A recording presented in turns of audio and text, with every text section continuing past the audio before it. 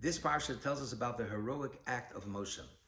Moshe was raised by the king's daughter in the king's palace. As he gets older, he says, let me go out and see the suffering of my brothers. He goes out and he sees an Egyptian officer beating a Jew.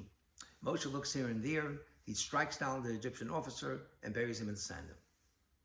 The next day he goes out and he sees two Jewish people fighting, and he says, why are you fighting? Why are you hitting each other? And they say to him, oh, are you going to kill us like you killed the Egyptian the day before?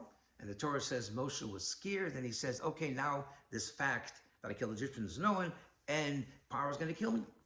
And indeed, we learned that Paro learned about the fact and wanted to kill Moshe, and Moshe ran away to Midian. The question is, why is it necessary for the Torah to tell us how Moshe felt? That Moshe was scared, and he said, now this fact is known. It's irrelevant to the story. The story is that they said that we know about it, and they informed on him, and Paro wanted to kill him, and he ran away to Midian. That's the story. Why share his feelings when everything in the Torah is divine and of great significance?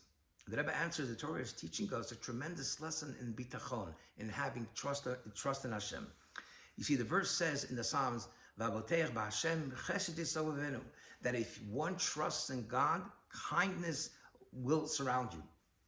When a person goes through a very difficult situation, a terrible trouble befell upon a person, naturally we worry and we become very scared. But if a person rises above the fear and has a absolute trust in God, that God is going to help me, I don't know how, but God is going to help me, and to the point, I trust God to the point that I'm totally calm, then that trust in God will cause that God will really help you. Why? Because one rose above the fear, and you went beyond all calculations whether God's going to help me, whether I deserve it. You have a complete trust in God that God's going to help me. Then that causes that God should act to us in the same way. God will go beyond all calculations, whether you deserve it or not, and God will help us. And this is the lesson of Moshe Rabbeinu. Moshe Rabbeinu was scared, and he said, Paro is going to find out and kill me.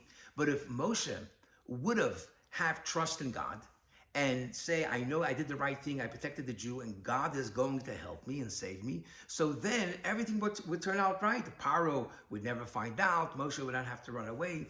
And this, the Torah is teaching us a tremendous lesson of always having a complete trust in God. It's not easy.